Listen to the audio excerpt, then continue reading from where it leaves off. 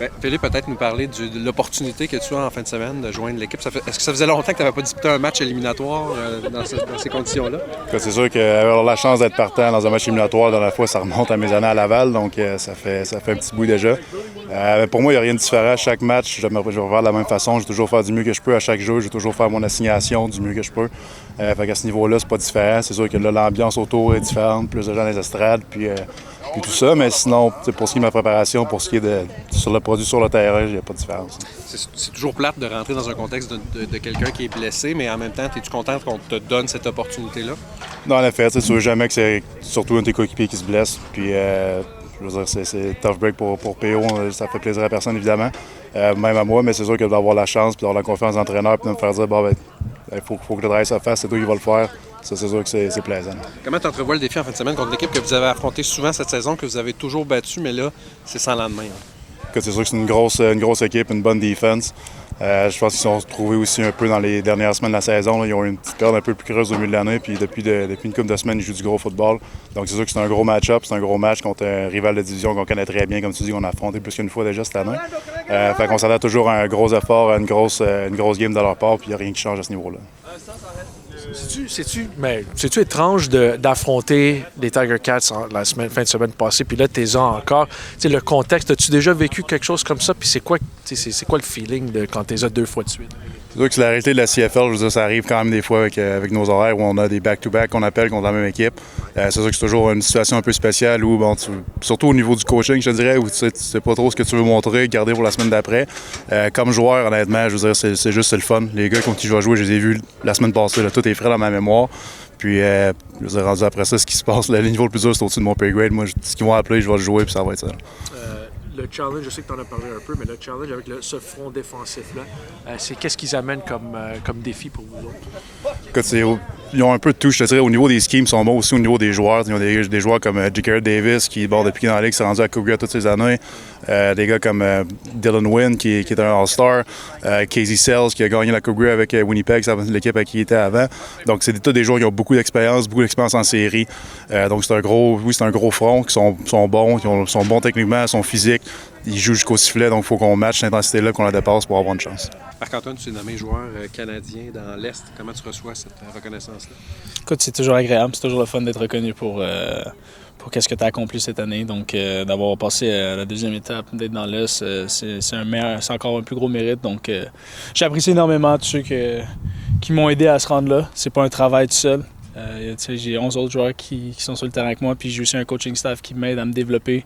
Surtout, c'est ma deuxième année à cette position-là, donc j'ai eu beaucoup d'aide pour devenir le joueur que je suis.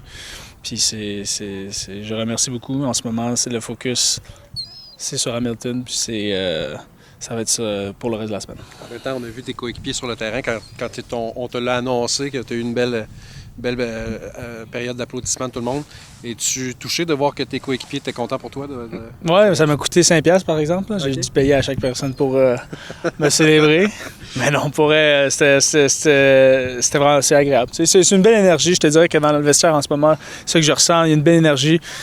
C'est sûr que quand tu fais partie des playoffs, tout le monde est un peu plus heureux, mais depuis le début de l'année, je sens que il y a quelque chose dans notre vestiaire qui fait que les gars sont plus unis, que ça part de Jason Moss qui a instauré une bonne mentalité auprès de l'équipe. Donc, tu peux le revoir avec des situations comme ça, comme quoi on est soudés. Comment ton état d'esprit et l'état d'esprit du groupe par rapport au match de la fin de semaine contre une équipe que là vous avez vu souvent la semaine dernière, c'est quand même un contexte particulier là, d'affronter. On les a affrontés 4 fois avec la game de pré-saison, donc ça va être vraiment pour nous un match où est-ce qu'on est là très confiant, on n'est pas arrogant, on est excessivement confiant qu'on est capable de les battre, qu'on est capable d'aller chercher ce match-là. C'est juste d'exécuter. On sait que on va pas tomber dans le piège de s'asseoir sur ce laurier puis de dire ça va être facile. J'ai jamais vu ça à date cette année avec les joueurs, donc je suis 100% confiant puis c'est juste une question d'exécution. Puis ça va sûrement arriver, ça va être un match serré, là. Ça va arriver à sûrement 4 ou 5 jeux, mais on est confiant que si on peut jouer à notre niveau, on va gagner. C'est quoi le plus gros ajustement de passer comme demi-défensif du côté large du terrain à la position de maraudeur? Très bonne question, Joey. Je te dirais que pour moi, la plus grosse difficulté, c'était, je pense que c'est la vision, parce que quand tu es dans des zones plus courtes, dans des zones surtout universitaires. Rarement que j'allais dans les zones profondes. Il me gardait plus dans les zones courtes. Fait que le niveau de vision est différent.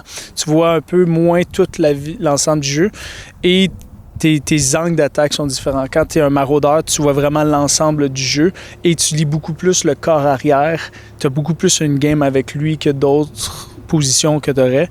Évidemment, le carrière lit tous les joueurs si possible, mais avec le maraudeur, c'est une de ses premières lectures, voir est-ce que le maraudeur est dans le milieu du terrain ou est-ce qu'il est d'un côté. Donc pour moi, c'était vraiment l'ajustement de comment ajuster excuse-moi du terme, mais mes drops, mon backpedal.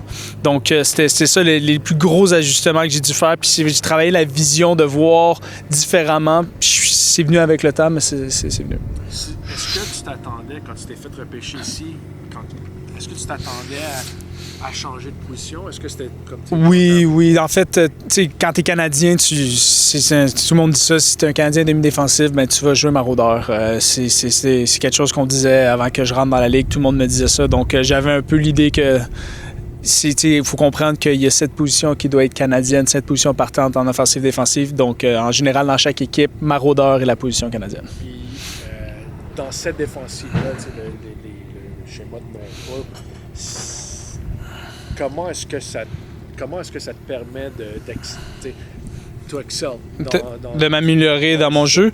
Je te dirais que Noel Top, une des choses qui me permet à moi de m'améliorer, c'est que je suis quelqu'un d'excessivement instinctif.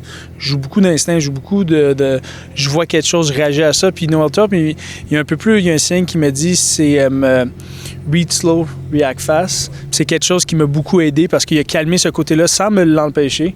Puis je pense que c'était un bon complément à mon jeu. Il m'a vraiment fait comprendre beaucoup de choses au niveau de la base du concept, surtout canadien, qui est différent que U-Sport. Donc c'est cette mentalité-là qui m'a un peu plus aidé dans mon sport. Les jeux explosifs, quand tu penses à un maraudeur canadien, tu penses à un gars qui n'est pas ultra rapide. Anyway, un gars qui cogne fort. Mais toi, c'est pas vraiment ton jeu. Toi, t'es plus explosif. Comment est-ce que ça t'aide, ça, de réussir des gros jeux? Puis est-ce que tu étais toujours un gars, quand tu jouais au football, que tu réussissais des gros jeux explosifs? Parce que tu vois pas souvent ça. Mais c'est bien que tu dis ça, parce qu'en général, la mentalité était ça. Un Canadien, en tant que maraudeur, en général, tu le mettais dans la zone profonde ou le poste qu'on appelle. Puis c'est quelqu'un qui frappait fort, c'était quelqu'un qui descendait sur la course. C'était quelqu'un d'un plus gros body type, parce que peut-être, disons, la supposition était qu'on était moins rapide ou moins athlétique que peut-être à une position américaine. Mais pour moi, ça n'a jamais été mon type de jeu. Toute ma carrière, j'ai été quelqu'un qui faisait des jeux au ballon, que ce soit des interceptions, des revirements ou forcer des échappées. J'ai toujours été quelqu'un que son style de jeu était ça. J'ai toujours trouvé qu'un revirement valait plus dans le gros scheme défensif, comme un sac du corps. Fait que c'était mon jeu, puis j'étais juste, je vais pas changer qui je suis pour une position que généralement on voit quelque chose d'autre. Puis Thorpe aussi, il a remarqué comment je joue, et il s'est adapté aussi un peu plus à la défensive, à la façon que j'ai joué. Puis je pense que ça traîne main dans main.